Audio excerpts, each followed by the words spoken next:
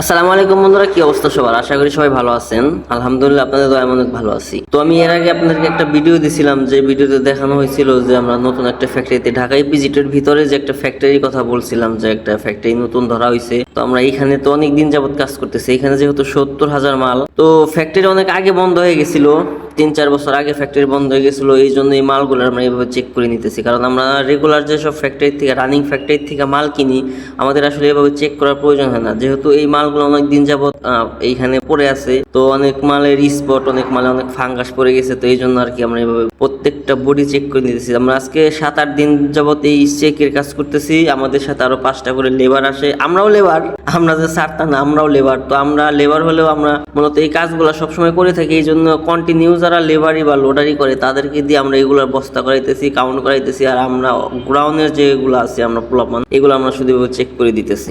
আমরা এই যে মালগুলো যে চেক করে নিতেছি, চেক করে নেওয়ার পরেও আমাদের গোডাউনে নিয়ে যখন পার্টির আবার চেক দিবে, এইখান থেকে আরো 20% বা 10% মাল বাদ যাবে। আমরা তো শুধু মার্কেট কিউসি করতেছি, মূলত এপিটুপিট দেখতেছি যে বড় কোনো স্পট বা বড় ফোটা আছে কিনা। তো শুধু এইটা চেক করার জন্যই আমাদেরকে তাও এটা চেক করতে দিবেন।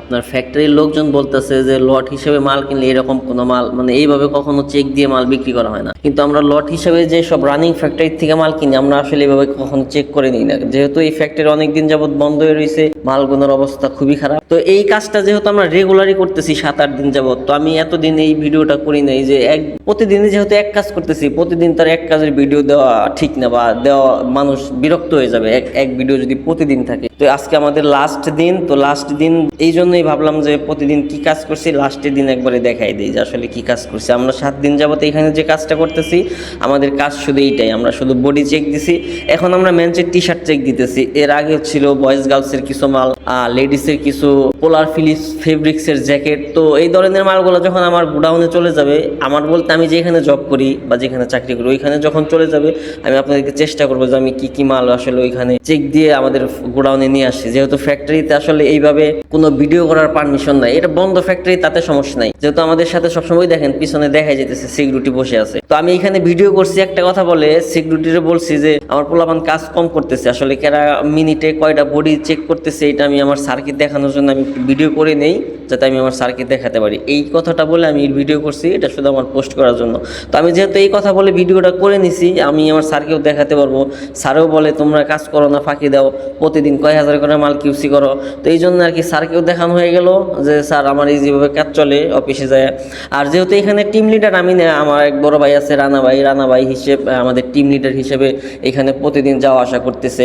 রানা ভাই খুব ভালো একজন মানুষ, আমাদের সাথে খুবই ফ্রেন্ডলি ভাবে, মানে স্যারের বন্ধু হিসেবে উনি, ওনার যেভাবে থাকা দরকার আসলে উনি আমাদের সাথে ওইভাবে থাকে না, একদম বন্ধুর মতো। মানে ছোটবেলার বন্ধুরা যেভাবে ফ্রি মাইন্ডে কথা বলে, তো রানা ভাই আমাদের সাথে ওই রকম ফ্রি মাইন্ডে কথা বলে। কিন্তু একটু সমস্যা আছে, সেটা হচ্ছে আমরা যাই কিছু করি না কেন, এটা স্যারের কাছে যায় মানে বলতেছে যে জনিরা এইটা করতেছে ওইটা করতেছে, সেটা ভালো হোক আর খারাপ হোক, তো এটা নিয়ে আমাদের কোনো সমস্যা নাই, যা ইচ্ছা তাই করুক। স্যারে যেহেতু আমাদেরকে গাইড করার জন্য রানা ভাইরে পাঠাইছে, রানা ভাইয়ের দায়িত্ব, রানা ভাই দায়িত্ব পালন করতেছে, এতে নিয়ে আমাদের কোনো সমস্যা নেই।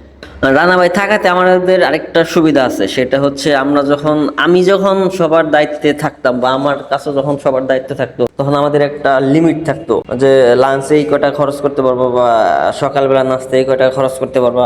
তো যেহেতু রানা ভাই আমাদের সাথে আছে, এই দায়িত্বটা আমাদের মধ্যে নেই। আর রানা ভাই আমাদেরকে প্রচুর পরিমাণ খাওয়াইতেছে, মানে যখন যেটা মন চায়, যখন যেটা আবদার করতেছি, রানা ভাই আমাদেরকে আসলে ওইভাবে খাওয়াইতেছে। মানে স্যার থাকলে আমরা যেভাবে চলতে পারতাম, মানে আমি যেরকম ফ্রি থাকতে পারতাম, যদি আমার সাথে যখন স্যারে থাকে, তখন কিন্তু আসলে প্যারাটা আমার কম থাকে, যে আমি কি করতেছি না করতেছি এটার জন্য কাউকে আর কৈফিয়ত দেওয়া লাগতেছে না, স্যার নিজেই দেখতেছে। তো এইখানে রানা ভাই থাকাতে আমার সেম মানে সুবিধাটাই পাইতেছি, আমি কি করতেছি না করতেছি, বা আমার পোলাপান কি করতেছে না করতেছে, এটার জন্য আমার নিজের কোনো কৈফিয়ত দেওয়া লাগতেছে না। যা করার দরকার রানা ভাই করতেছে, কোনো কৈফিয়ত দেওয়া দরকার হলে আজকে কাম কম হয়েছে সেটার জন্য রানা ভাই দায়ী, একদিন কাজ বেশি হইতেছে সেটার জন্য রানা ভাই দায়ী, মানে এইটার জন্য আমার উপরে কোনো প্রেশার এটা নাই। তো আমি আসলে এভাবেই চাই যে সবসময় একটা সিনিয়র পার্সন আমাদের সাথে থাকলে এটা আমার জন্য সুবিধা হয়, কারোর সাথে চিল্লাচিল্লি করা লাগে না, কারোর সাথে বকাবকি করা লাগে না, সবাই সুন্দরভাবে রিল্যাক্সে কাজ করে, সাথে আমি নিজেও রিল্যাক্স থাকতে পারি, এমনকি মানে খুব ফ্রি থাকতে পারি। কারণ রানা ভাই যদি না থাকতো, তাইলে এই যে পোলাপানের পেরা, এই বস্তা লাগতেছে, এই দড়ি লাগতেছে, তো মনে করেন যে আমি কাজ করবো না, এগুলো নিয়ে